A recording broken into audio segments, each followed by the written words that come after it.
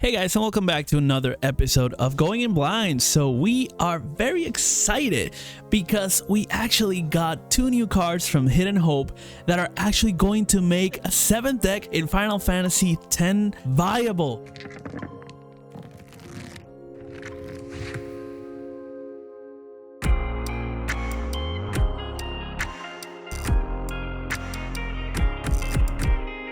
We are talking about the deck that didn't have a home, and there were many of them that also didn't have a home, which were all in blue. So we could put it in the Jack deck, but it was like an incomplete one. They don't really synergize with each other. They are very low on the function scale, but they are pretty high on the flavor because it's a Yuna and it's a Shuyin and kind of not that flavorful, okay? But the decks are going to be tribute fodder, just like the Yunas and the Shuyins.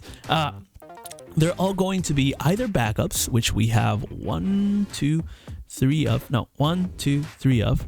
Only 3 backups, okay? And they are all in water, but this deck is mainly a water deck with some fire cards that are going to help out so that we can bring out those fire monsters. Usually it's the other way around, and this deck is really unique, and that's what I'm liking a lot about it because it's brand new. I had never even done a monster deck before. Usually monsters are just that card that will be replaced whenever we get a new set, right? This like a temporary slot holder, placeholder for another good card because the monsters weren't good cards, and even if they were good to some extent, they were the card that was breaking both flavor and function usually. So in this case it's the other way around. We've noticed that some of the cards in the monsters, especially the water ones, they kind of want to bounce and be bounced, and they want to, you know, like if a thing is blah blah blah, they're proccing off each other is my point.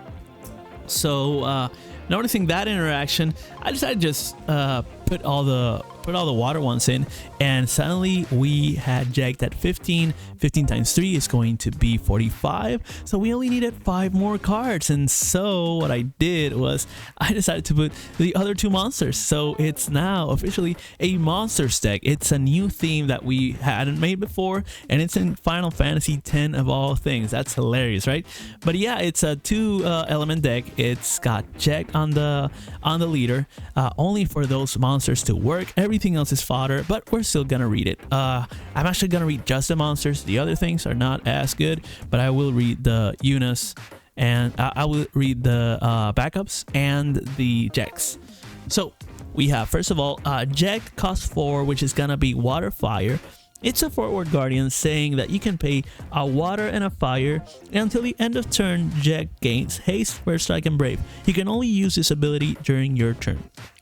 You can also special ability a Jack from your hand and tap that one.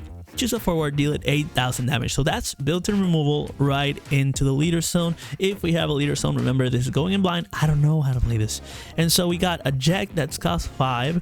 It's an EX burst, and it says when Jack enters the field, choose one forward an opponent controls and deal it 4,000 damage and 10,000 more for each Cat 10 character in your control. They're all Cat 10 characters. Pretty amazing, right? And they're gonna be monsters, so they're gonna be protected because you can't block with them. Now that can be a little bit of an issue, but we also got other forwards that can block, so that's not that big of an issue. And they also have some things that are going to work.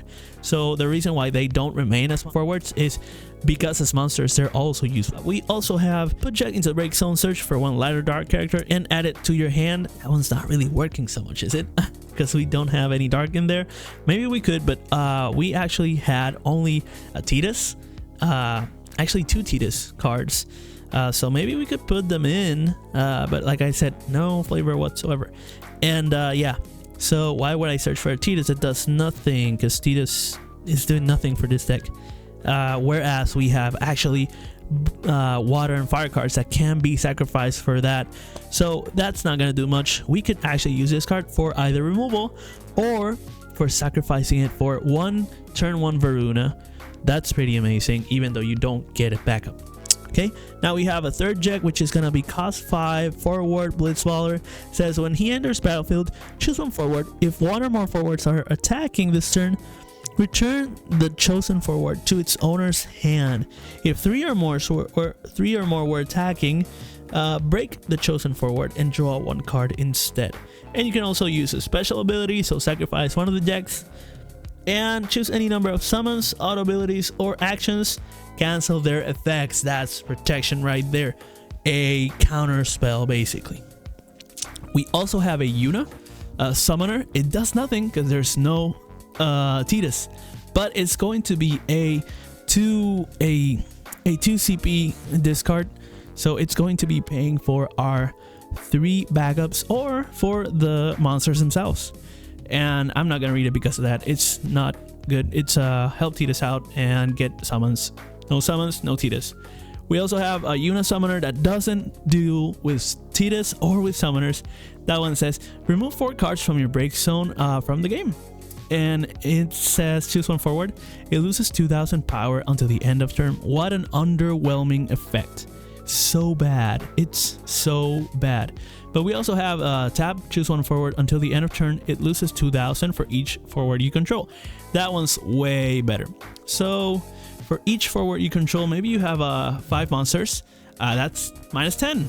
That's good. So that effect really makes up for the first one. That was terrible. Then we have the cost 5 Yuna, which is gonna be a backup, and it's an EX burst too. So summoner, but doesn't deal with summons. And when Yuna enters the battlefield, choose one forward, return it to the owner's hand. So that's removal right there on the backup. Pretty good. If a character is put from the field to the break zone, you may remove it from the game instead. Okay, that's pretty interesting. Kind of necropotence. Nice. We also have the pain. We're gonna use that as tribute fodder. Doesn't matter. You can see it in the fire video. And we have Shuyin, EX burst backup, saying that when he enters the field, choose one forward, cost 3 or less, an opponent controls, and return it to the owner's hand. Another removal piece. Then we have the regular Shuyin. It's going to have you gain control of a forward. Then finally we got the Owaka, not Waka, Owaka. And it's a 3 cost backup merchant, EX burst. When it enters a battlefield, if you control 3 or more backups, draw 2 cards, then discard 1 card. So on the off chance that you have all 3, you draw 2, then discard. That's pretty good. It's kind of like a 1-for-1 situation, or 2-for-2. That's pretty cool. But now let's go on to the monsters, because this is very unique and interesting, and we've never done it before. Actually read monsters because they are useful. So number 1 is going to be Bomb. Yep, 1 cost monster Bomb. And it says when a fire character other than Bomb enters the field, place 1 monster counter on Bomb. Put Bomb into the break zone, choose one forward, deal it 4000 damage. Or the same, but instead of 4000, 10,000 if it has 3 or more counters that were monster counters placed on Bomb. You can sacrifice it for 4,000 or sacrifice it with 3 counters or more for 10,000. Okay, that's pretty good stuff. Good removal for a 1-drop. Then we have cost 2 Varuna. It says when a forward you control is dealt damage to your opponent, Varuna also becomes a forward with 8,000 damage and Brave. And this ability will not trigger if Varuna is a forward. So Varuna does not trigger Varuna, which means that we gotta attack first, and then Varuna becomes a forward, and then we can attack with Varuna. Pretty cool stuff. Now we have was it fire forward? No, regular forward. Okay.